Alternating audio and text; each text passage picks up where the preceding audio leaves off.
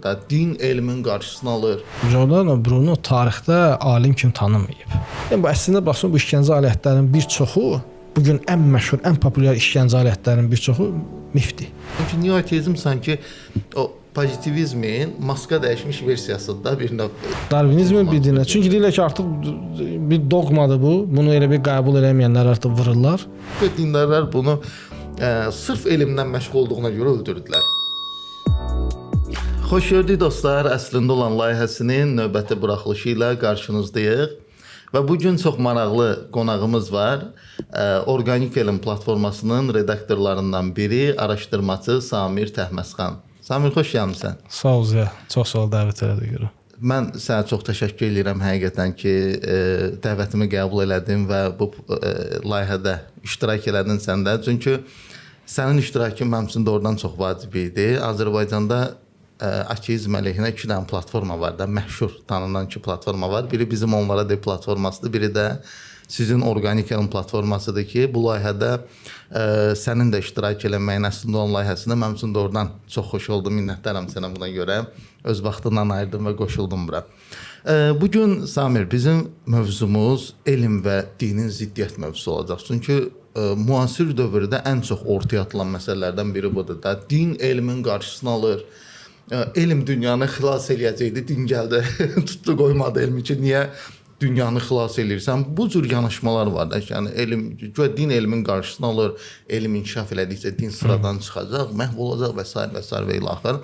Mən istəyərdim sən əvvəl nədən başlayasan? Elm və dinin ziddiyyəti tarixi ki var.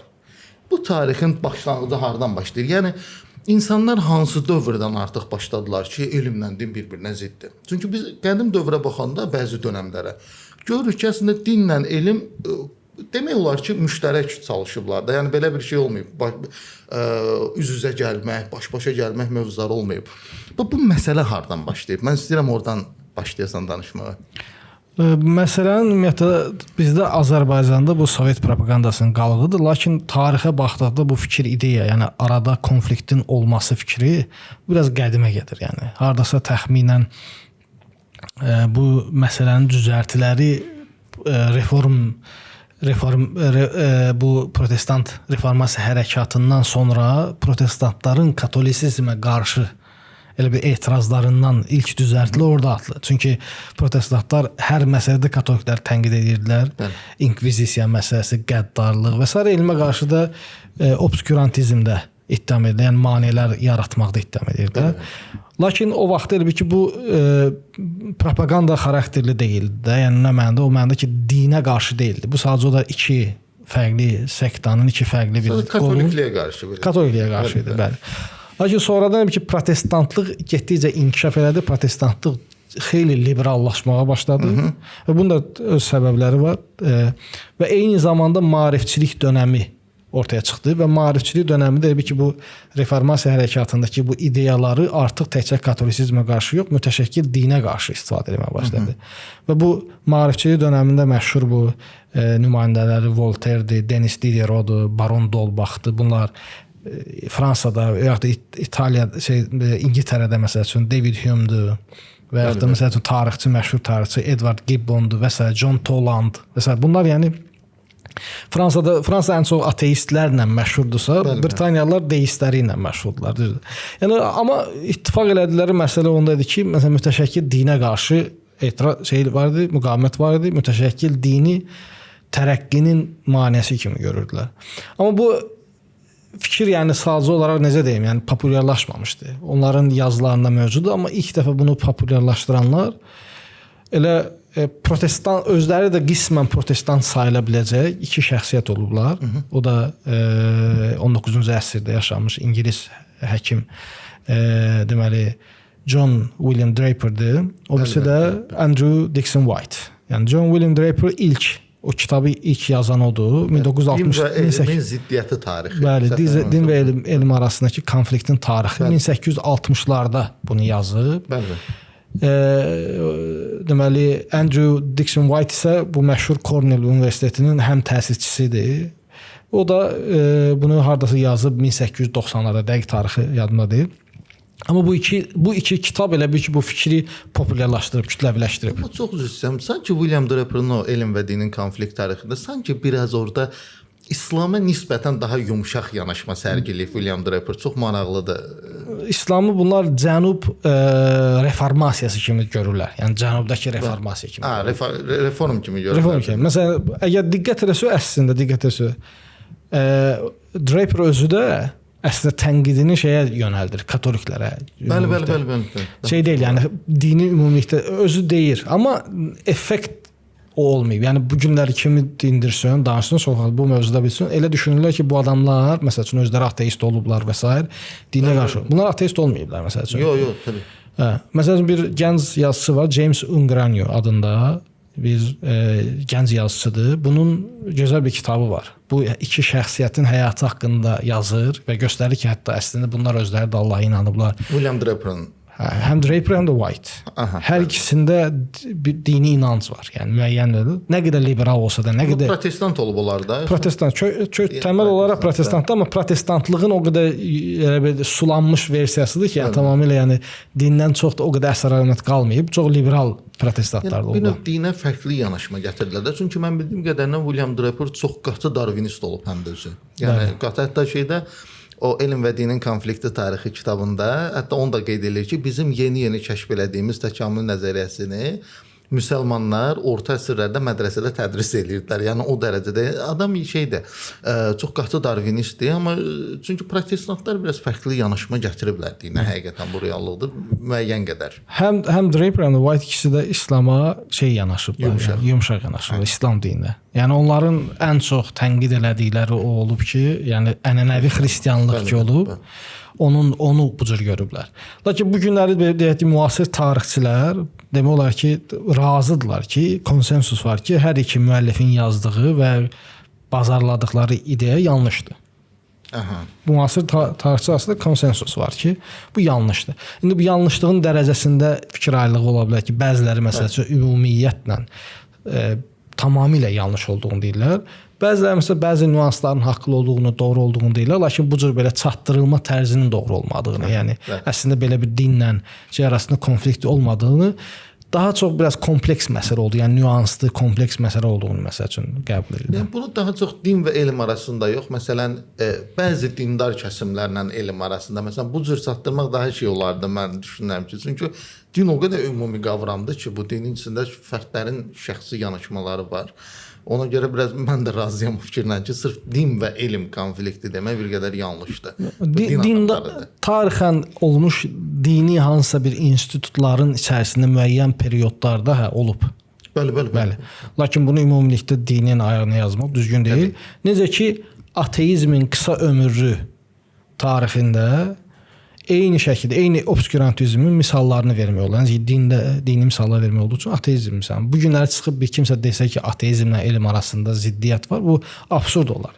Eyni şəkildə də dinlə elm arasında ziddiyyətin olduğunu demək də bu da absurd. Amma tarixdə olub, məsələn, ateist düşüncəli adamların elmdən çox ciddi problemlər olduğu dönəmlər olub. Məsələn, Sovet dönəmində elmə qarşı çox ciddi senzura var idi. Bu reallıqdır. İndi o da düz deyirsən ki, onu deyə bilmərik də ki, ateizmlə elm bir-birinə ziddir. Yəni bunlar tam ayrı qavramlardır təbii ki. Ən elə məşhur misal elə bu Sovet dönəmindəki Trofim Lisenko yoxdur. Məşhur aqronom. Yəni bu adam sırf ideologiyadan özünün materialist, marksist ideologiyasından çıxış eləyərək şeyə qarşı idi, genetikaya qarşı idilər məsəl üçün. Nə qədər məsəl üçün nə qədər bilim adamı Sovet dönəmində sırf bu ideologiyaya qarşı gəldiyi üçün həbs olunub, ölüb, həbsxanada ölüblər. Elə bunun öz müəllimi Nikolay Vavilov yoxdur, bu Trofim Lisenkonun müəllimi. Adam onu da əvvəlcə məsəl üçün dəstək verirdisə, sonradan artıq tənqid eləməyə başlayır müəllimi öz tələbəsinə. Nəticədə də adamı həbs edirlər və elə o şəkildə də ölür. Yəni Nikolay Vavilov məsələn. Yox, həqiqətən olub, tarixdə çox olub bu cür məsələlər. Mən bu elm və dinin ziddiyyəti tarixindən ki danışdıq. Dedim bu maarifçilik dönəmi ki var idi, aydınlanma dönəmi ki var idi. Buradan başladı. Burada bir növ şeyin də çox təsiri var. Bugünkü təfəkkürdən gedir söhbət. Bugünkü deyirlər, elm və din bir-birinə ziddir. Bunun mən düşünürəm köklərindən biri maarifçilik dönəmindən sonra pozitivizm dönəmi ki başladı. Auguste Comte-dan başlayan bir düşüncə şey var idi, axını var idi. Hətta Ayer biraz məsələni daha da dərinləşdirirdi ki, ümumiyyətlə əxlaq da mənasız şeydir. Çünki elmi struktur oturmur. Yəni o elmi əsasları yoxdur. Mən istəyirəm biraz pozitivizm haqqında da danışaq. O maarifçilik dönəmindən sonrakı artıq bir pozitivist dönəm başladı. Və bu pozitivist dönəmin mahiyyəti nə idi və niyə görə bu gün məsələn o öz işləhliyini itirdi? Məsələn 19-cu əsrdə, 20-ci əsrdə daha qabarıq idi. Pozitivist düşüncə çox məşhur idi. Və niyə itirdi bu öz funksiyallığını və ümumiyyətlə nə istəyirdi pozitivistlər? Pozitivizmi mən elə bir ki, scientizmlə elə bir ki, iki qardaş kimi yəni görürəm ki, bir-biri ilə elə bir ki, ideya olaraq bir-birlərinə qardaşdırlar. Bu da əslində elmi olan inancdan qaynaqlanır. Yəni təsəvvür et ki, o dövrdə pozitivistlərin artıq ortaya çıxdığı, yəni 1800-cü illərin əvvəllərindən başlayaraq elə sürətli dəyişikliklər baş verdi ki, elmi məsələn tərəqqi yönündə kəşflər ortaya çıxırdı. Məsəl üçün bir çox köhnə fikirlərin demək olar ki, dəyişmə, paradigm dəyişmələri deyək də. Ona görə elmə elə bir inanc vardı ki, artıq insanlarda, yəni müəyyən qrup insanlarda inanırdılar ki, artıq bu bəşəriyyətin son mərhələsidir. Yəni biz artıq bu elm əlimizdə bu məşəl biz onu axıracaq, son həddə çatdıracaq və bütün problemlərimiz həll olacaq. Hətta Auguste Comte'un da, James Frazer'ın da məsələn məşhur ifadələri var da, elm inkişaf elədikcə din tamamilə sıradan çıxacaq. Yəni bir növ elmi artıq dinin alternativi görürdülər sanki. Üçüncü və sonuncu mərhələ kimi. Auguste Comte üçüncü, sonuncu mərhələ kimi. Məsələn Auguste Comte, sonra onun kimi eyni düşünənlər, onlar məsəl üçün ilk əvvəlcə dinə tam yəni qarşı olublar. Lakin sonra görürlər ki, cəmiyyətdən dini sıxışdırmaq problemi və başlayır alternativ təkfir. Elə də bu pozitivistlərin özlərinin kilsələri, əgər Auguste Comte oxusun, həm də adam o sosioloq olub yəni əslində.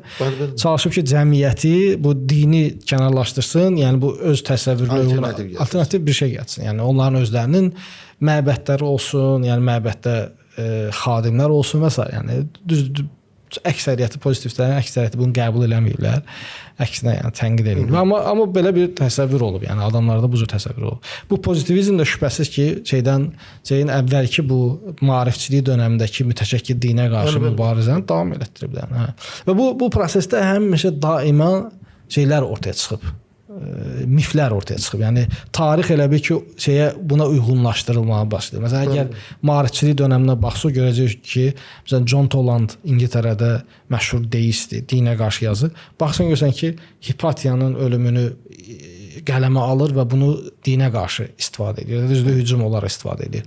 Və yaxud da ondan sonraki dönəm baxsan görsən ki, məsələn 1828-ci ildə Irving Washingtonun məşhur Christopher Columb tarixi romanı ortaya çıxarır. Orada da baxsan oxuyursan görsən ki, elə bundan istifadə edir və kilsəyə hücum edir. Yəni kilsəni cahil kimi təqdim edir. Yəni bu dövrdə başlayır artıq insanların beynində elə bir şəkillər, elə bir surətlər yerləşdirilməyə ki, artıq insanlar da başlayırlar tarixi bu cür görmək, bu prizmadan görmək ki, din həmişə belə də olub. Amma bu günlər məsələn tarixçilər onu artıq bir analiz elədikcə baxırlar görürlər ki, bizə bu planda çatdırılmış fikirlərin, təsəvvürlərin çoxu yanlışdır. Yəni ya qismən yanlışdır. Yəni tarixən nəsə baş veribsə bunun əsas səbəbləri o olmayıb, ya da ümumiyyətlə belə bir şey baş verməyib. Məsələn, Irving Washingtonun yazdığı əslində düzdür, roman olsa da, lakin Irving Washington o qədər bunu populyarlaşdırıb ki, insanlar ayırd edə bilməyiblər. Bu fiksiyadır, yoxsa bu tarixi reallıqdır.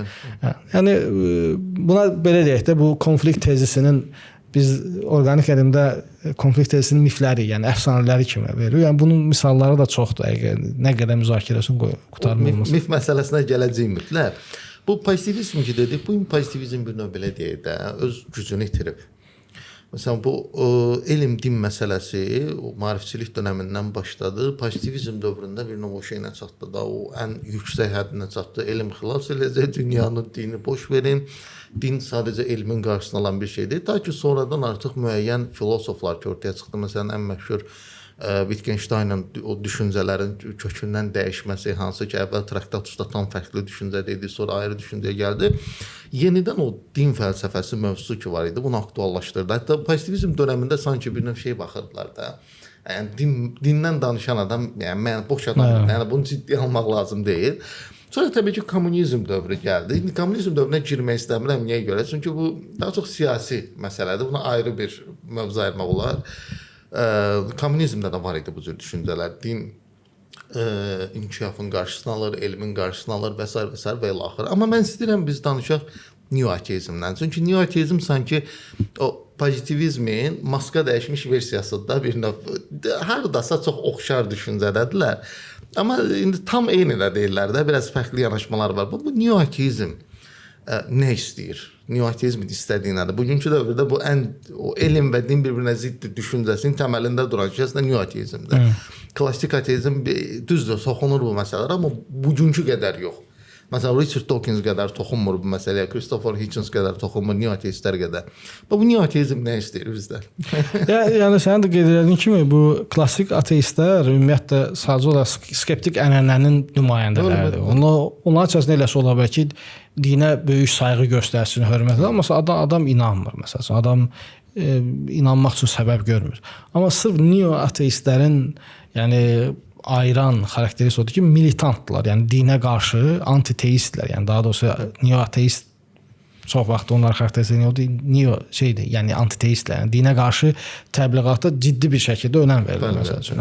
Yəni bunlar sanki düşünürlər ki, bu günləri yəni dünyanın problemləri, ən əsas problemləri bu dini təsəvvürlərdir və biz bunları məhv eləməsək olmayacaq. Yəni sanki insanlıq, bəşəriyyət qurtulmayacaq.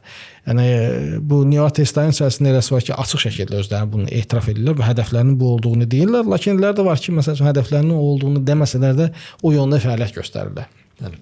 Ateizmin 4 atlısı da elə məhz bu neo-ateistlərin ən əsas fiqurlarıdır, ən əsas şəxslərdir ki, onlar da Richard Dawkins'dir, Daniel Dennett'dir, sonra Sam Harris'dir, bir də Christopher Hitchens'dir. Yəni sırf bu 4 şəxsiyyət, amma bunlar təkcə bunlar deyil də. Yəni başqa Victor var. Yəni çox yazıçılar var. Yəni Krauss'un özü, Lawrence Krauss'un özü. Bunlar çox məşhur neo-ateist. Carl Sagan özü də neo-ateist sayıla bilər. Nəyə görə? Özünə agnostik desə də razıyam. Çünki adamın fəaliyyəti ona göstərir. Məsəl üçün düzdür, digərləri kimi açıq şəkildə bunu təbliğ eləməsə də o bayaqlar dediyim kimi, amma fəaliyyəti onu göstərir. Bəli, onsuz mən inanmıram dünyada agnostik insanın olmağına. Carl Sagan özünə agnostik deyir. Amma doğrudan mən görməmişəm bu günə qədər agnostik. Bilmirəm bəlkə sən müşahidəndə agnostik bir adam görmüsən. Mənim gördüyüm bütün agnostiklər ateistlər. Sadəcə olaraq ciddi argumentasiyanın qabağında bir növ loro dildə deyirlər, dodaq yeri qoyurlar. Bir növ bunu qoymaq üçün agnostik bilə bilmərik, bitdi. Amma ya adamların bütün həyatı ateizmdən ibarətdir. Bu neo-ateizm ki deyirik, Samir, çox maraqlı bir şeydir ki, adamlar həqiqətən elmi, yəni bildiyin din eləyiblər. Mən hərdən deyirəm ki də, bu neo-ateistlərdə olan iman ki var, Vallahi biz müsəlmanlar da olsaydı, biz çoxdan cənnəti qazanmışdıq. Adamlar o qədər inanırlar ki, məsələn, ən absurd bir elmi düşüncəyə belə sadəcə elmi bir iddia olduğuna görə o qədər içdən qəbul edirlər ki, məsələn, adamlar inanırlar ki, okeanın dərinliklərində nə bilim amin turşuları getdilər bir-birə ilə birləşdilər, hüceyrə yaratdılar, nə etdilər. Yəni buna doğrudan ciddi iman lazımdır vallahi. Yəni bir dindarın imanından daha böyük iman tələb edən bir şeydir. Bunları mən dindar kimi görürəm əslində. Dindar da deməyim, yəni din daha rasionaldır. Neo-ateizmə nisbətdə çox rasionaldır. Amma yenə də fanatikmi deyim buna, ya xurafatçılıqmı deyim, neo-ateizm bir növ artıq bu mərhələyə gəlib çatıb. Samir, bu danışdıq indi elm, din, maarifçilik dövrü, pozitivizm dövrü, hazırda yaşadığımız neo-ateizm dövrü. Və bir də bu iddialar ki var, elm və din bir-birindən ziddir, bir-birinə uyğundur. Və bunların mifləri var, çox məşhur mifləri var ki, ay aman dindarlar alim qoymadılar, dünyada qırdılar, tökdülər hamısını. Bu nə məşhur nümunə? Mən sizə bir neçə nümunədən danışaq. Əvvəldən başlayaq da, məsələn, məşhur Hipatiya. Yəni Hipatiya, dindarlar dözmədilər bunun elmi inkişafına, elmə dəyər verməyinə, qadın nədir, elm nədir mövzuları və dindarlar bunu sırf elmdən məşğul olduğuna görə öldürdülər. Bu mif necə formalaşdı, necə qaynaqlandı və yanlışları hardadır bu mifin? Səhvləri hardadır? Hipatiya mifinin mifləşdirən bəzi xüsusilə iki əsas səbəb göstərmir. Biri Carl Sagandır. Carl Sagan o Kosmos seriyasında Hipatiyanı bir misal olaraq göstərir ki, Hipatiya sanki elmin çırağını daşımış şəxslərdən olub və xristianlar, yəni Patriarx Kiril xristianlığı təmsil edən ən əsas fiqur olaraq buna təhammül eləyə bilməyib, yəni dözə bilməyib və öldürüb. Bu Bu bir, ikincisi də çəkilmiş Agora filmi var, yəni. Agora filmində Hipatiyanı gənc, gözəl, belə cazibədar bir qadın kimi təsvir edilir. Bu da gənclərin biraz duyğuları ilə ki, yəni lap belə mövzu ilə heç bir əlaqəsi olmayanda heyfslənir ki, belə gənc qızı öldürdülər məsələn, düzdür? Amma əslində baxsan, yəni tarixə baxsan, Hipatiya artıq yaşlanmış bir qadın idi. Öz dövrünə görə bəli, yəni İskəndəriyyədə, Aleksandriyada atası özü riyaziyyatçı, yəni bu elmlərlə məşğul olandı. Yəni onun qızı idi, atasına kömək eləyib, atasının bəzi yazdığı kitablara məsəl üçün redaktə eləyib, ora əlavələri var və s. Şişirdilmə nədir ki, məsələn bir çox cihaz var ki, ona nisbət elə ki, güya o ixtira eləyib, amma tarixçilər deyirlər ki, yox, bunun heç bir əsası falan yoxdur, amma sırf sən vəziyyəti daha da dramatikləşdirməkdən ötürü onu daha da bu belə deyək də bu qurbanı daha da belə böyütdükcə ağrımız o qədər də dərin olur. Hipatiya əslində Hipatiyanın öldürülmənin səbəbi şey olur. Siyasi qarşıdurma olur. Hipatiyanın öz tələbəsi o vaxt, yəni şəhərin başçısında duran, siyasi idarənin başında duran özü tələbəsi xristian olub, dindar xristian olub. Hipatiya özünü də ateist kimi təbliğ eləsələr də əslində ateist olmuyor. Hipatiya çox ehtimal ki, yəni heç onun yazılarında biz görə bilmirik ki, Hipatiya hardasa Allahı inkar eləsin və s. belə bir şey yoxdur. Ən önəmlisi odur. O dövrdə ateizm var idi ümumiyyətlə. Yəni o bəli müasir anlamda ateizm yox idi. Düzdür. Yəni amma Hipatiya çox ehtimal ki, tarixçidə çox ehtimal ki, bir politeist olub. Yəni elə bir ki, xristianlarla o dövrdə İskəndəriyyə şəhərində 3 qrupun arasında şey olub. Yəni əsasən 2 qrup xristianlarla politeistlər. Politeistlər elə bir ki, köhnə dünya Misirdən, Yunanistandan qalma. Bəli, əsasən Yunan mədəniyyətinin qalıqları idi ki, onlar idilər. Sonra xristianlıq gəlmişdi. Hipatiya 300-400-cü, yəni 4-cü əsr, 300-cü illərdə yaşayır. Bəli.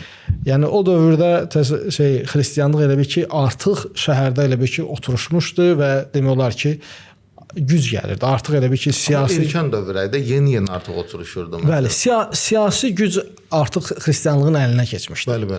Ondan əvvəl o cür deyildi və xristianlar da siyasi güc əllərində olduğu üçün bu artıq siyasi şey gedirdi, mübarizə gedirdi. Şəhərin idarəsi üzərində siyasi mübarizə gedirdi.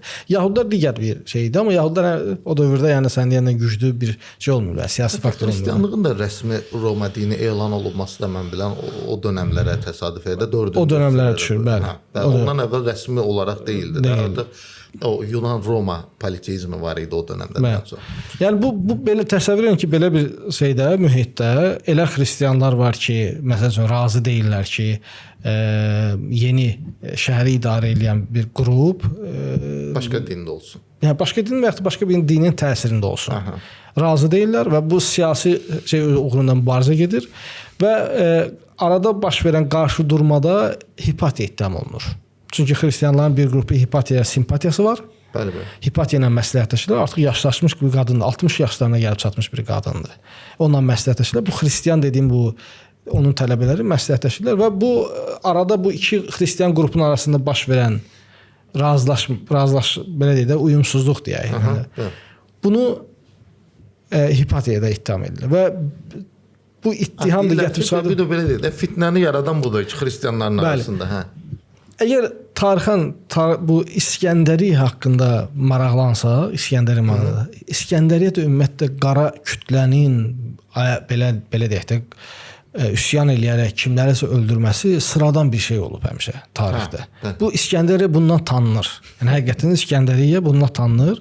Mən də İskəndəriyyədə oxumuş birisi olaraq deyə bilərəm ki, bunu təsdiqləyə bilərəm. Orada 1 il yaşamışam. Yəni bu qara kütlə, yəni bu həmişə rahatlıqla belə deyək də bu qışqırtmaq, türklər deyirlər qışqırtmaq, yəni belə də insanları kütləni idarə eləmək kiməsə yönləndirmək bu belə deyək. Yəni çox asan olub İskəndəriyyə və İskəndəriyyədə tarixən yəhudilərə qarşı bu cür pogromlar olub. Yəni bir çox hadisələr baş verir. Yəni İskəndəriyyə bununla seçilir və beləncə bu hadisələrdən birində də bu cür üsyan baş verir və insanlar artıq bu politeistlərə hücum elədikdə orada Hipatiyanı da öldürürlər. Aydındır. Yəni Hipatiya hansısa bir elmi nailiyyətinə görə, Hipatiya hansısa bir xristianlığa qarşı belə deyək, elmi müdafiə elədiyi üçün öldürülməyib. Siyasi qarşıdurmada qurban olub sadəcə olaraq. Lakin çox gözəl bir misaldır ki, bunu konfliktdə istifadə edib, yəni dinlə. Çünki öldürən tərəf xristiandır. Aydın. Yəni öldürən tərəf məsələn ateist olsaydı, həqiqətən o dövrdə ateistlər olsaydı, şəhər uğrunda gedən tam başqa cür izah edəcəklər. Başqa cür izah edəcəklər. Bu qaçılmazdır. Bax, Hipakiya məsələsindən sonra burada mən sən nə də çatmır mənə. Lap tutalım ki, elə xristianlar onu misal üçün deyirəm, təbii ki, belə deyil. Ateist olduğuna görə, elmlə məşğul olduğuna görə öldürüblər. Bu yenə də amma misal olaraq deyirəm, bunu belə deyil. Belə olsa belə, bu dinin elmə qarşı olması demək deyil də, bir dindar bir toplumun, bir kəsimin elmə qarşı olması, bu ümumiyyətlə şey deyil. Yəni din elmə qarşıdır məsələsi deyil. Bu misallardan ən məşhurlarından biri də Galileo Galilei-dir. Biz bilirik ki, tarixdən Galileo Galilei özü çox inanclı bir xristian olub. Bəli. Bu bütün yazılarından bəllidir Galileyin ki, bu adam inanclıdır.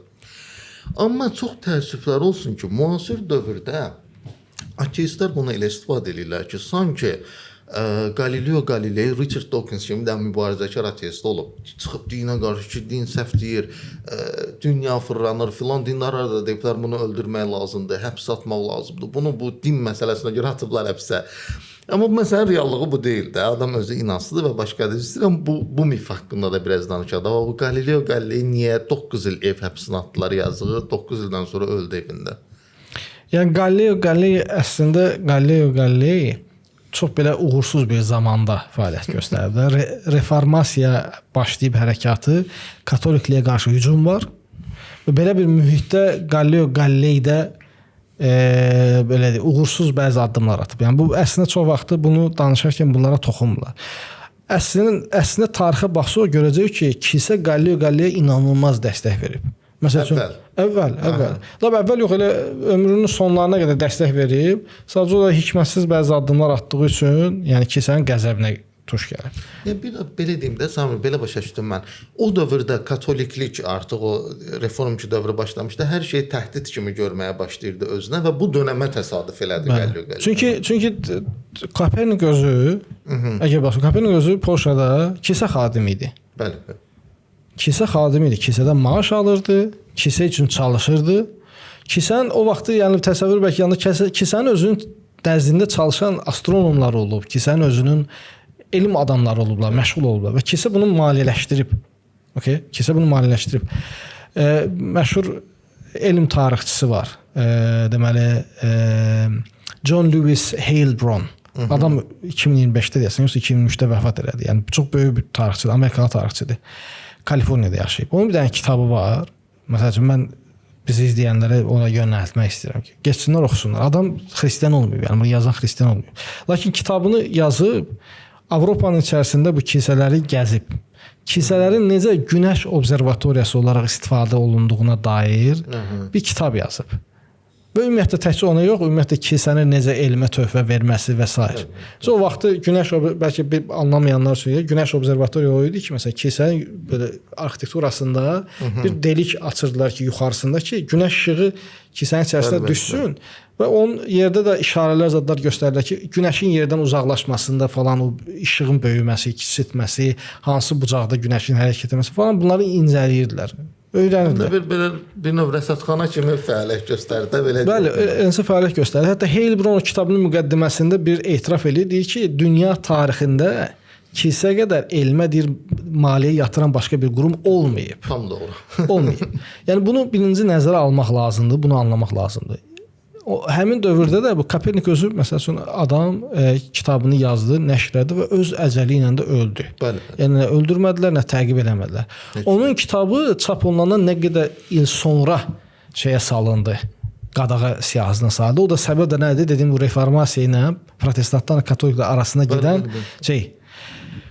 Əgər məsələn Galileo Galilei-yə baxsaq diqqətlə, Galileo Galilei kardinal Barberini ilə dost idi. Kardinal Barberinidən sonradan getdi Pop Urban 8-ci Urban oldu da, düzdür? Bunlar dost idilər. Bunlar bir-birlərini tanıyırdılar və Barberini də ona dəstək verirdi. Yəni həqiqətən Galileo dəstək verir. Lakin Galileo Galilei kitab yazır, Dialoq kitabını yazır. Bu Dialoq kitabında sətr altı şey deyir, kilsəyə sataşır. Məsələn, orada 3 dənə xarakter göstərir. Onlardan biri də Simplicius'dur. Simplicius adından da başa düşdüyü kimi sadəlöv birisi deməkdir də. Və orada Simplicius'un arqumentlərini qeyd edir. Bu arqumentlər də inanılmaz dərəcədə Papa Urban 8-in arqumentlərinə bənzəyir. və onu orada elə bir ki istehza ilə, rişxəndlə onu cahil kimi göstərməyə çalışır Galileo. Yəni bu da kilsənin qəzəbinə səbəb olur. Ona görə yəni Galileoya qarşı münasibət dəyişir. Çünki bundan əvvəl Galileo axı dünyanın kainatın mərkəzində olduğunu isbat eləməmişdi axı. Bəli. Yəni bu da yanlış anlaşılır. Elə başa düşürlər ki, Galileo gəldi və isbat elədi ki, dünya belə deyək də sistemin, yəni heliosentrik nəzəriyyəni sanki Galileo isbat elədi. Eləməyib, yox. Eləməyib. Sadəcə olaraq ondan əvvəl də bu Kopernikin modeli var idi. Galileo o Kopernikin modelini müdafiə eləməyə başladı. Aha, bəli. Və biz başa düşdüyümüz nədir? Bilirik ki, bu günləri əgər bugünün standartını o vaxtda tətbiq eləsəydik, kilsəni haqlı çıxardardıq. Niyə görə? Çünki elmi olaraq heç bir isbatı yox idi. Galileo'nun təqdim elədiyi model riyazi olaraq bir çox problemləri izah edirdi. Lakin hələ də fiziki olaraq isbatını tapmamışdı. Bəli. Çünki riyazi olaraq başqa modellər də var idi. Danimarkalı Tycho Brahe'nin modelində də deməli nədir? Yer, günəş deməli yerin ətrafında fırlanır, digər planetlər də günəşin ətrafında fırlanırdı. O model də var idi. O da bir çox problem. Məsələn, ən məşhur problem Veneranın fazalarıdır. Veneranın fazaları. Məsələn, başa düşməyənlər üçün izah edeyim. Əvvəlcə Ptolemey modelində məsələ nədən ibarət? Məsələ ibarətdir, geosentrikdir, düzdür, yer mərkəzdədir, günəş onun ətrafında fırlanır, digər planetlər də onun ətrafında fırlanır. Lakin müşahidələr getdikcə görürsən ki, problemlər ortaya çıxır. Məsələn, Veneranın fazaları ən böyük problemlərdən biri idi. O da nədir? Məsəl üçün, necə ki, ayın fazaları var, ay məsəl üçün bəzən kölgə düşür, ay falan. Venerada da belə bir şey vardı ki, bu Ptolemey modelinə uyğun gəlmirdi. Deyirlər ki, bu necə ola bilər də? Yəni bu fazada axı yerlə deməli bu kölgənin düşməsi üçün yer günəşlə şeyin arasında olmalıdır, Veneranın arasında olmalıdır. Yəni əks ola bilməz. Və bu cür problemlər çox idi və bu bütün şeylərdə elmi tərəqqidə həmişə bir inandığın bir mərkəzi bir ideya olur. O mərkəzi ideya problemlərlə başlayır yüklənməyə. Alimlər dərhal tərk eləmirlər heç vaxt o ideyanı. Bu Thomas Kuhn'un məşhur paradigm dəyişməyi yoxdur. Bu zaten onu izah eləməkdən ötürü kitabını yazıb, göstərmək istəyir ki, elmin rasional, yəni belə deyək, dəyişməyi bu cür olur. Hansısa bir ideya olur, o ideya məsələn müəyyən sübutlarla dəstəklənir, lakin bəzən görürsən ki, hansı bir problemlər ortaya çıxır. Başlayır problemlər yüklənir. Artıq elə bir səviyyə çatır ki, o problemlər o qədər çoxdur ki, artıq elə bir sən daşıya bilmirsən. Artıq məcbursan paradigmanı tamamilə dəyişirsən.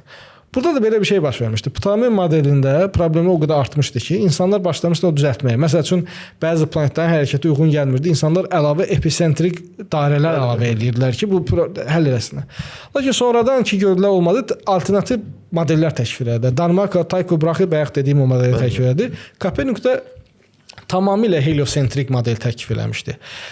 Galileo müdafiə etdiyi model riyazi idi. Məsələn, əgər bu günləri biz Galileo'nun o vaxtı kardinal Bellarmini ilə yazışmalarını oxusuq, kardinal Bellarmini baxsan ki, kilsə adam, düzdür, şey deyil, dogmatik deyil. O dönür deyir ki, Galileo deyir ki, sənin təklif elədiyin riyazi modeldir. Biz deyir, tarixən bir çox deyir kəşflərə görə Bibliyanı deyir ki, izahını dəyişmişik. Özü deyir ki, olub ki, izahını dəyişmişik. Nəyə görə? Çünki Bibliyanın məsələn reallığa zidd izah eləmək olmaz. Lakin deyir, sənin deyir bu modelin hələ də riyazi bir modeldir deyir. Olmaz ki, hələ isbat olunmamış, biz götürək Bibliyanı buna uyğun şey eləyək. Və ona görə Galileo xəbərdarlıq eləyir. Deyirlər ki, kilsə ona deyir, Galileo deyir ki, sən şeylə öz modeli sadəcə olaraq dialoq şəklində istəsən çap eləməyə, çap elə, heç problem yoxdur. Yəni bir nəfər bunu müdafiə edir, bunun arqumentlərini gətirir, digər tərəf onu müdafiə edir, onun arqumentlərini gətirir. Məsələn, bu cür icazə verirdilər. Lakin təbliğ etməyə icazə vermirdilər. Nə üçün? Yəni sanki elə bir ki, bu haqqdır, kilsə buna qarşı olur və s. Amma Galileo dediyim kimi o dialoq çatdıranda şeydir. Yəni ona qoyulmuş o həddi aşır və başlayır artıq rişxənd, istehza eləməyə və s. Artıq bir növbə deyək də dialoqdakı digər nəfəri başlayır alçatmağa başlayır və hətta biz bu günləri bilirik ki, Galileo'nun ən favorit arqumenti, ən əsas dəlili də yerin hərəkət eləməyinə dair ən əsas dəlilinin bu günləri yanlış olduğunu bilirik. Yəni biz bilirik ki, Galileo məsələn ən çox elə dialoqda gətirdiyi ən məşhur arqumenti şeydir. Dənizlərin qabarması və çəkilməsi. Galileo bunu yerin hərəkəti ilə sübut göstərdi. Biz bu günə bilirik ki, bunun yerin hərəkətinə heç bir əlaqəsi yoxdur. Ayın hərəkəti ilə bağlı. Ayın cazibə qüvvəsi ilə əlaqədardır yəni. Bunun da yəni bu günlər bilirik, yəni adamın ən önəmli arqumenti belə yanlış olub. Bəli, bir çox şeyləri Galileo Galileyin bir çox müşahidələri təsəvvürlərə təsir eləyir. Məsələn üçün o teleskopdan istifadə edərək ayı müşahidə eləməyi Aristotelin fizikasına ciddi zərbə vurub. Məsələn, Aristotelin fizikası nə idi? Aristotel fizikası oyundan ibarət idi ki, deməli sublunar yoxdur, yəni yerdə dəyişkənliklər olur, amma sublunar yəni aydan o tərəfi kosmos yoxdur, mükəmməldir. Orada hansısa bir şey ola bilməz. Bütün orbitlər mükəmməl dairəvi şəkildədir, bütün planetlər mükəmməldirlər. Yəni onun üzərində məsəl üçün hansısa bir belə deyək də qeyri-mükəmməl bir şey ola bilməz. Amma teleskopla sən müşahidə eləyəndən sonra görə bilirsən ki, ayın üzərində nələr var, kraterlər var, dağlar var və s. Yəni bu Aristotelin təsəvvürünə uyğun gəlmir. Günəşdəki ləkələri göstərir və s. Yəni bu bir növ Galileyin bu müşahidələrinin ən əsas xeyri ondan olur. Keçmiş bu Aristotel fizikasına ciddi bir zərbə vurur. Aydın. Zaten ondan əvvəl də zaten Aristotel fizikasına zərbələr vurmuşdu. Bu dediyim kimi paradigma dəyişməyi nəyi gərəkdirirdi? Bu zərbələr çoxalmalı idi və bu insanlar artıq bunu tərk edib təzə bir paradigmaya keçməlidir. Düzdür? Və bu da eyni şeydir. Amma Galileo Galilei heliosentrizmi, yəni günəş mərkəzli sistemi sübut eləməmişdi. Əksinə ona arqument gətirənlər, ona deyənlər, onlar əksinə deyirlər ki, əgər sən haqlısansa, biz nəyi müşahidə eləməliyik? Deyir ki, biz əgər yer hərəkət edirsə, biz deyir bəzi ulduzların bizə yaxınlaşdığını, bəzi ulduzların uzaqlaşdığını görməyimiz lazımdır. Bəli. Lakin biz deyir bunu müşahidə edə bilmirik. Və yaxud da stellar paralaks deyilən bir şey var. Bir necə deyim, yəni fenomen deməyək. Stellar paralaks nədir? Məsəl üçün biz tutaq ki, bu paralaks deyəndə paralaks iki obyektin yer dəyişməsidir. Birinin o birisi tərəfə keçməsidir. Məsələn, qatarda oturmuşuq, gedirik. Ağaclar bizə daha yaxındır. Arxadakı dağ bizdən uzaqdadır, düzdür? İkisi də hündür bir obyektdir. Bəli. Lakin ağacın biri bu tərəfdədir, dağsa bizim bu tərəfindəsə, qatar hərəkət etsə bu ağac bu tərəfə keçir. Yerlərini dəyişir. Buna deyilir paralaks. Stellar paralaksı ulduz paralaksıdır. Yəni yer hərəkət edirsə, yaxın ulduz uzaq ulduza nisbətən yerin dəyişməli, bu tərəfə keçməli. Yəni ulduza, yəni bunu müşahidə eləmədikləri üçün bütün bunların hamısı bütün bunların hamısını məsələn biz bu günləri oturub o dövrdə yazılmış kitablar var. Kilsənin məsələn astronomlarının Galileyin arqumentlərini hamı bir-bir təhlil edirlər və əks arqumentlər gətirirlər. Deyirlər məsələn bu əks arqumentlərə mənim bu dediklərim məsələn stellar paralaks deyir, əgər hərəkət edirsə mütləq stellar paralaks görülməlidir. Və ya da aberration deyirlər bu ulduzun yaxınlaşıb uzaqlaşması müşahidə olmadı. Lakin bunların heç bir müşahidə olunmurdu. İndi kimsə etiraz edib deyə bilər ki, axı ulduzlar o qədər yəni şey deyildi də, yəni bizə yaxın deyil ki, belə rahatlıqla görə. Doğrudur, lakin bunu sonradan görüldü, müşahidə olundu. İlk dəfə bu ulduzun yer dəyişməsini 1728-ci ildə səhv eləmirəmsə müşahidə elədilər. Stellar paralaksı isə 1838-də müşahidə. Yəni Galileodan xeyli sonra. Yəni müşahidə olunandan sonra bir növ artıq bu riyazi model öz təsdiqini tapmağa başladı. Amma Galileo Galileyin zamanında hələ də bu öz təsdiqini tapmamışdı. Ona görə bunu gətirib onu göstərmək ki, sanki elə bir ki din qarşı idi və s. Bunlar hamısı belə də bir propaganda məhsulundan başqa bir şey deyildir. Yəni din əksinə Galileo Galilei də özünün dediyi kimi xristian olub. Bəli. Galileo Galilei yazılarından görünən budur ki, adam xristiandır. Adam xristiandır. Adam əksinə deyir ki, 2 kitab var da, düzdür? Yəni məşhur deyir, Bibliya var. Bu deyir bizə deyir ruhaniliyi və s. bunu öyrədir. Bir də deyir Allahın deyir yaratdığı deyir bu təbiət fiziki ayələrdir. Bəli, fiziki ayələrdir. Yəni fikir versə Galileo Galilei adam tamamilə belə dini təsəvvürə malikdir və s. Lakin belə deyək də adamın təbiət elmlərinə ciddi marağı olub və araşdırıb. Yəni bu baxımdan Galileo Galileyin misalı çox uğursuz misaldır yəni. Bir dənə də bir nəfər var, ateistlərin peyğəmbərlərindən biri deyə Giordano Bruno. Giordano Bruno elmin şəhidi. Şəhid, elmin şəhidi. Giordano Bruno Samir bilsən də çox həqiqətən acınacaqlı öldürürlər. Yəni adamı bağlayırlar, taxtaya yandırırlar və dilini ağzından çölə çıxardıb ilə taxta keçirdilər dilinə ki, son sözünü deyə bilməsin. Yəni dili çöldə qalır, taxta keçirilir. Və ateistlər bunu belə bizə çatdırırlar ki, də həmişə Giordano Bruno elm adamı idi, elmi fikirlər deyildi. Bu dindarların xoşuna gəlmədi. Bunu edam elədilər. Bu həqiqətən bir elmi məsələ var idi Giordano Bruno'nun ölümündə. şəhadətində belə deyək, ateistlərin dili ilə. Qəti, yəni Giordano işdə da maraqlı məsələlərdən biri budur ki, Giordano Bruno tarixdə alim kimi tanınmayıb.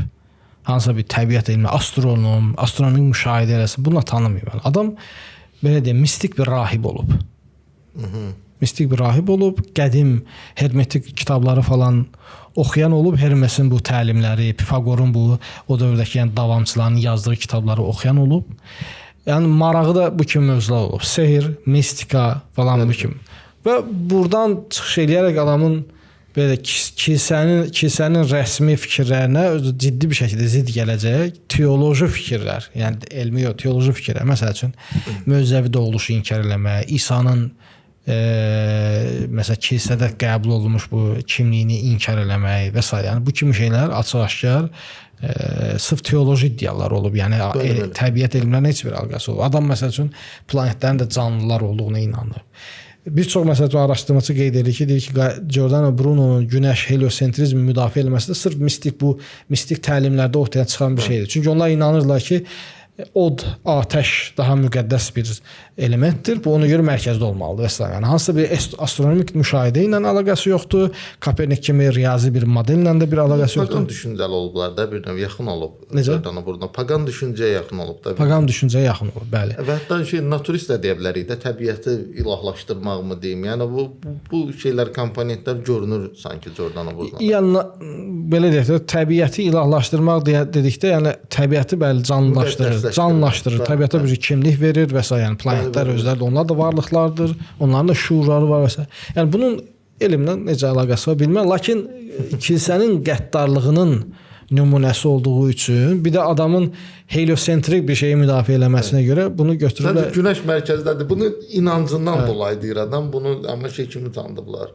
Dini bir məsələ kimi tanıdıblar. Bruno'nun misalında çox maraqlı bir nöqtə ondadır ki, kilsə 8 il və ya 9 il bildiyim qədərilə onu mühakimə eləyib və əlindən gələni eləyib ki, adam tövbə eləsin və öldürməsinlər.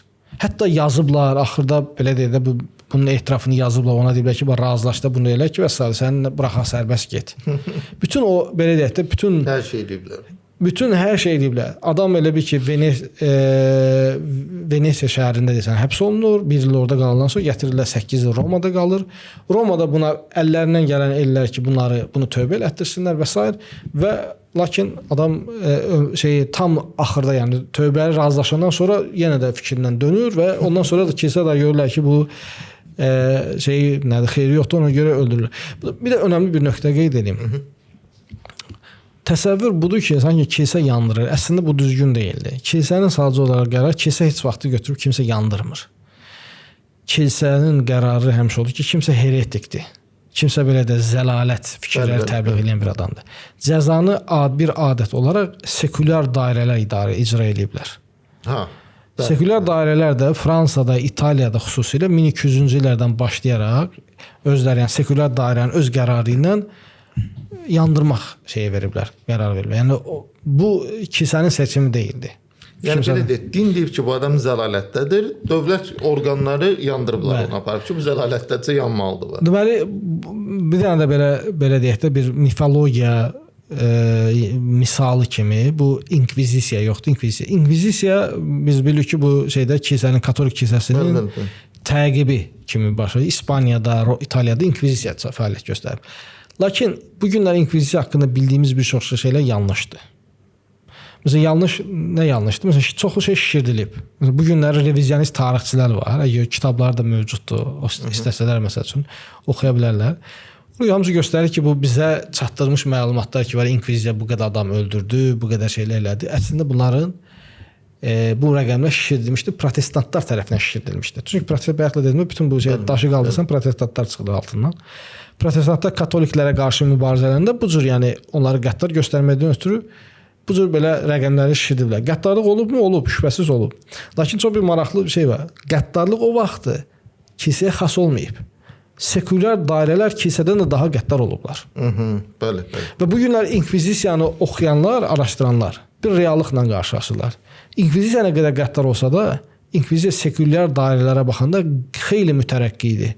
Məsəl üçün Giordano Bruno'nun məhkəmə prosesi haqqında kitab yazılıb. Giordano Bruno advokat verirlər. Giordano Bruno haqlarını müdafiə edirlər və s. Sekulyar dairələrdə belə bir şey yox idi. Yəni kilsə nə qədər qəddar olsa da o dövrdə xeyli yeniliklər gətirmişdi. Kim çatdıra bilər? Ən azından edam olunan adam belə haqlarını qoruya bilir. Haqlarını qoruyurlar. Çalışır. İndi bizim müasir standartımıza uyğundurmu, yox uyğun deyildir. Lakin o dövr üçün bütün standartlar, o dövr mövzuda bütün standartlara görə xeyli mütərəqqi idi kilsə. Bəli, çox mütərəqqi hadisələr idi. Bəli, yəni bu təkcə özü Avropaya xas deyil, dünyanın digər ölkələrində də bu cür yəni edamlar və s. baş verirdi. Yəni fikrimi çatdıra bilərəmsə. Yəni ona görə məsələn onu da qeyd etməlisən ki, bu gün bizim nəzərimizdən baxıb qəddardır dediyimiz əslində o dövrün şərtlərinə baxsa sıradan bir şeydir. Və bunu edamları icra edənlər də sekulyar dairələrdir. Kilsə deyildi. Məsələn hətta bir dənə önəmli nöqtəni qeyd edeyim. Bu kilsə haqqında bu günləri populyarlaşdırılmış misallardan da biri nədir? Bu işgəncə alətləri və s. yəni. Aha, bəli. Yəni bu əslində baxsan bu işgəncə alətlərinin bir çoxu bugün ən məşhur, ən populyar işgəncə alətlərinin bir çoxu mifdir. Sonradan uydurulub. Bəli. Almaniya şəhəri, protestant Almaniya şəhərlərində bunu bəzi sənətkarlar uydurublar. Amerikadan gələn turistlər, başqa yerlərdən gələn turistlərə göstərməkdən ötürü ki, katoliklər burada bu işgəncələr verirlər. Bunun bəlkə də ən məşhur misalı bu Iron Maiden deyirlər, dəmir qadın. Belə tabut kimi içərisi tikanlı qadın surətində ki, göyə insanın içərisinə həbs edilir. Bu günə tarixçilər demək olar ki, qəbul edirlər ki, bu sonradan uydurulmuş bir şeydir. İşgəncə olub, bəli, necə deyim, kilsə işgəncədən istifadə edir, amma dediyim ki, o dövrdə bütün sekulyar qurumlar hamısı işgəncədən istifadə edir və kilsə də bir istisna deyil, olmayıb yəni. O miflərdən ki danışdıq Samir, həqiqətən bu ateist toplum mif uydurmaqda çox şeydir də, belə deyim, əladır, çox yaxşıdır mif uydurmaqda. Hətta bunu şey də uydururlar da, məsələn bizim müsəlman filosoflar var, alimlər var ki, bunlar haqqında da uydururlar. Məsələn İbn Sina haqqında bilirsən də İbn Sina təqib olunan adam olub. Həqiqətən də həbslərə düşüb, təqib olunub, çöllərə düşüb, qaçıb. Biz tarixə baxanda görürük ki, bunun şeydir də, bütün səbəbi siyasi səbəbdir. Məsələn, sarayına gətirib deyib, burada işdə qaçıb gedib İbn Sina təqib eləyiblər bunu. Amma ateistlər bunu necə təbliğ eləyirlər bizə? Sanki İbn Sina ateist olub və müsəlmanlar bunu təqib eləyiblər, öldürmək istəyiblər, həbsə atıblar. Halbuki adam Tanrının varlığı haqqında ən ciddi argumentasiyalardan birini Burhan-ı Siddiqin ortaya qoymuş adamdır. Və məsələn, mən düşünürəm ki, Isaac Newton mənim çox sevdiyim elm adamıdır da, mənim üçün belə çox xüsusi yeri var. Isaac Newton bu mövzudan çox cüzi fərqlə qaça bilib. Niyə görə? Mən əminəm ki, onu da mifləşdirəcəklər. Eynən bugün danışdığı ki, Galileo, Giordano Bruno məsələn, elmə görə din bunları öldürdü filan. Məsələn, bilirsən də Newtonun çox fərqli dini düşüncələri olub. Məsələn, Tesis inancına qarşı olub. Amma nə qədər dini əsər yazsa da heç bir nəşr eləməyib. Isaac Newton nə vaxt nəşr olunur o əsərləri dünyasını dəyişəndən sonra. İndi fikirləşirəm ki, hərdən Newton bunların birini nəşr eləsəydi sağ vaxtı. Bir dənə hansısa bir radikal qrup gəlib onu öldürsəydi ki, sən bizim dinimizə qarşı çıxırsan, bu gün də ateistlər Newton ateist kimi təqdim eləyəcəkdilər. Və çox təəssüf ki, bəzi adamlar dediyin kimi Galileo Galileydi, Hipatiyadır, Giordano Bruno'dur, bu məsələdən yan qaça bilməyiblər. Amma çox yaxşı ki, şükür eləyirik ki, Newton bu məsələdən bir qədər yan qaça bilib. Hətta bəzən məsəl üçün Dan Brown'un kitabı ki var ha. Əgər oxusan onun ilk nəşrlərinə baxsın, orada hətta bir dialoqda keçir ki, kilsə Koperniki öldürüb. Hə, kitabda o cür keçir. Sonradan düzəliş eləyiblər. Lakin yəni baxırsan deyirsən ki, bu xətadırmı, yoxsa məqsədli şəkildə qoyulmuş, yəni xətadırsa çox həqiqətən də belə acınacaqlı bir xətadır da. Yəni hətta məsələn Christopher Hitchens'in bizdə tərcümə olunmuş kitabı yoxdur, bu Tanrı böyük deyil. Orada bir çox Bibliya tərcüməçisinin kilsə tərəfindən öldürüldüyünü yazır. Getdim, araşdırdım, baxdım, gördüm ki, onlardan ikisi yaşayıblar, normal şəkildə ölüblər, kilsə öldürüb eləməyib. Yalnızca biri öldürüldükdən sonra yandırılıb. Öldürüldükdən sonra yandırılıb. Lakin o öldürülən də özü də dindar olub. Aydındır, yəni dindar birisi olub və arada gedən bu protestant və dövlətlə kilsə arasında gedən münaqişələr elə ki, siyasi bir məsələdir, dini bir məsələ deyil. Yəni amma bunu bu cür çatdırmaq istəyi olandan sonra bəli, hər şey istəsən, bu cür bəzəyə bilərsən. Təbii. Samir, bizim az vaxtımız qalıb da, 7-8 dəqiqə vaxtımız qalıb bu mövzunu bitirməyə. Mən istəyirəm ki, bir dənə son olaraq bir mövzuya da toxunaq. Bilirsən də bizim təkamül nəzəriyyəsi mövzusunda çox ciddi sənlə mənim, yəni çox ciddi fikir ayrılığımız var da. Mən təkamülçiyəm birinəm, sən amma mənim qəbul elədiyim kimi eləmirsən təkamülü, bu öz yerində. Amma məsələ mənim soruşmaq istədiyim nədir? Mən təkamülü qəbul eləsəm də, bir növ din kimi qəbul eləmirəm bunda. Yəni bu 100% həqiqətdir. Amma onu qəbul eləməsəm, sən artıq lazımsız adamsan. Bu tipdə çünki mən həqiqətən də müşahidə edirəm ki, təkamül nəzəriyyəsinin çox ciddi problemləri var. Çox ciddi problemlər var və bu problemlər hələ də cavabsızdır. Mən səndən nəyi soruşmaq istəyirəm? Sən özün Avropada yaşayırsan və Avropa mühitinə bizdən çox bələdsən. Ateistlər həmişə bizə bu cür belə bir mifdə tanıdılar ki də Avropada məsələn də təkamülə qarşı çıxan adamı şey eləyirlər filan da, yəni bu nədir filan. Yəni doğrudanmı Avropanın hamısı təkamülü artıq belə 100% qəbul edib, yoxsa şey varmı? Yəni əks fikirlər varmı Avropanın özündə də? Yox, var, olmağına var, fikirlər var, lakin o doğrudur ki, yəni o fikirlər varsa cəmiyyət onu marginallaşdırır, yəni şeylə kənarlaşdırırlar təbii ki. Yəni qəbul eləmir. Orada da belə deyək, dözümsüzlük var. Yəni həqiqətən də təkamül bəlkə də bunu burada iki nöqtəyə toxunmaq lazımdır. Birincisi, sıravi insanlar təkamül haqqı, təkamülün dəlillərini bilmirlər və anlamırlar. Yəni ateistlərin çoxunun dindir məsələn, amma inanırlar təkamül ki, haqlıdır. Və səbəbi də nədir? Ona görə ki, oturuşmuş bu elmi cəmiyyət, community deyirlər də, bu elmi alimlər və s. təkamülü deyirlər ki, bu doğrudur. Ona görə biz də inanırıq. Yəni kim çatdırır? Məsələn, hansısa bir sıradan bir neçə dənə ateistdən oturub soruşacaqsan, o soruşsun ki, mənə sübut elə təkamül nəzər doğrudur. Dəlillərini bilmir həqiqətən. Yox, bilmirlər. Heç nəinki dəlillərini, çox üzr istəyirəm.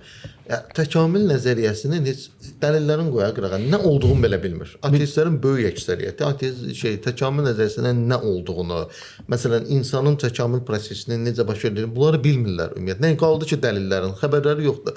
Sadəcə o bayaq dedim, o din kimi qəbul eləmə, artıq dinləşdiriblər bunu.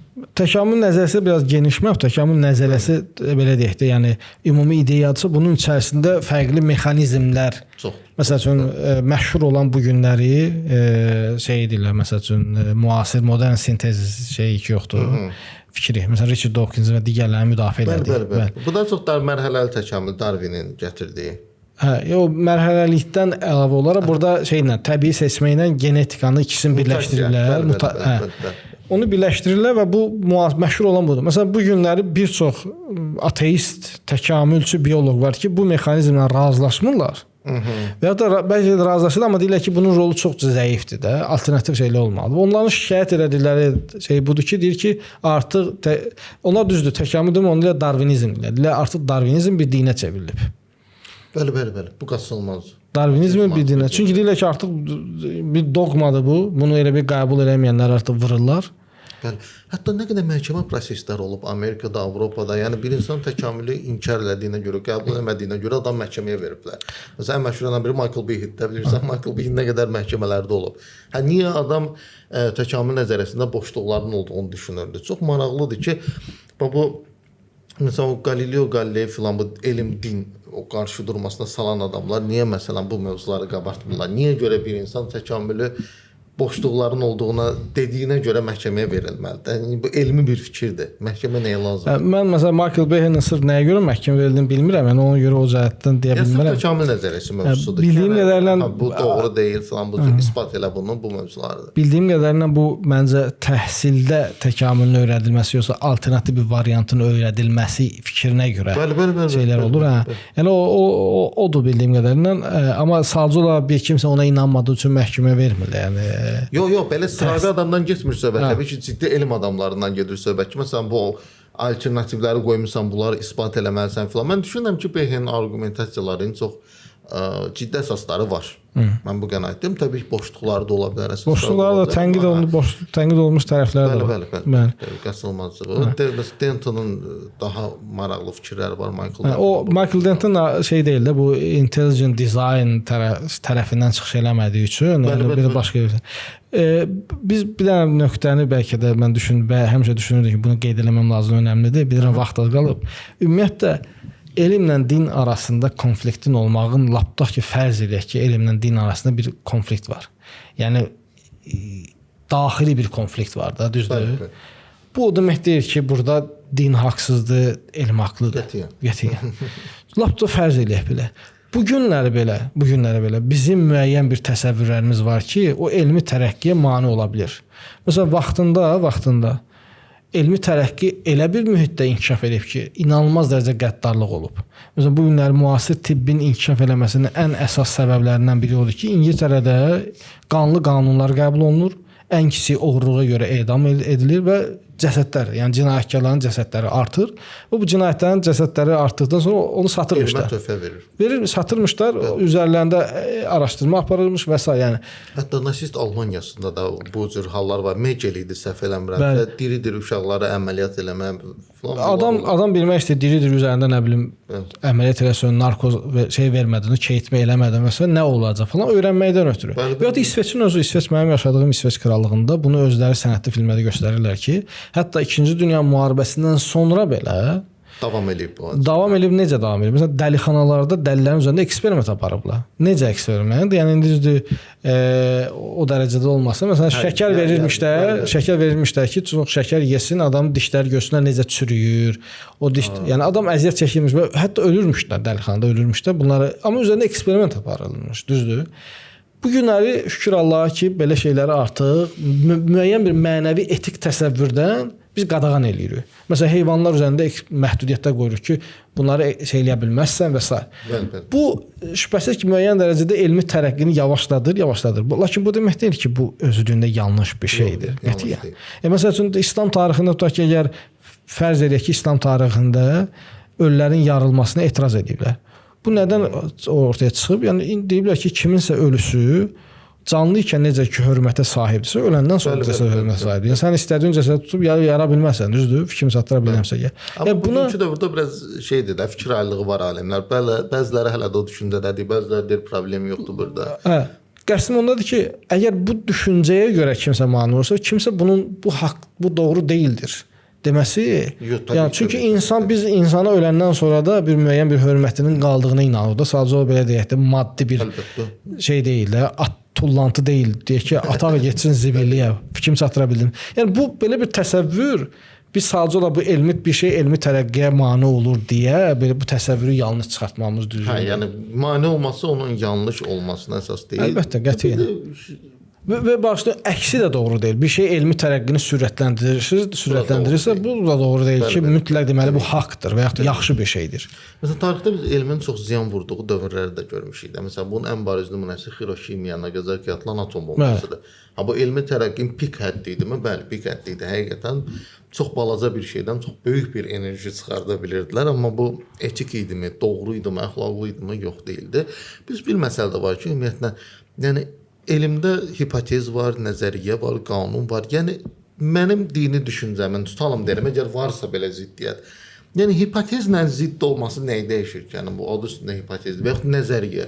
Nəzəriyyə zaten dəyişə bilər. Nəzəriyyədə yanlışlar ola bilər. Yəni bu ümumiyyətlə yenə də o dinin səhv olduğunu göstərmir. Və gələcəyə doğru bir çox şey bizə hələ aydın olacaq. Hətta bəlkə bizə də aydın olmasa gələcək nəsildə. Məsələn, ola bilər ki, gələcəkdə elm elə inkişaf eləsin, bütün bəşəriyyət məhv olsun, getsin. Ondan sonra elmin özlüyündə bir xeyirxah, nəsə xilaskar olduğu yox, əksinə məhv edici olduğunu. Məsəl üçün bir çox müasir alim var ki, onlar deyirlər ki, ümid edirik ki, biz bu əsri bitər, yola verək getsin. Çünki qorxu var, içlərində narahat var ki, müasir elmin inkişafı nəticəsində insanlar elə bir texnologiya inkişaf edəcək, özlərini məhv edə bilər. Ona görə çıxıb elmin tərəqqisini hər tərəfdən xeyir, hər tərəfdən belə necə deyim, yəni yaxşı bir şey, buna qarşı olan hər şeydə şər kimi göstərmək də o da yanlışdır.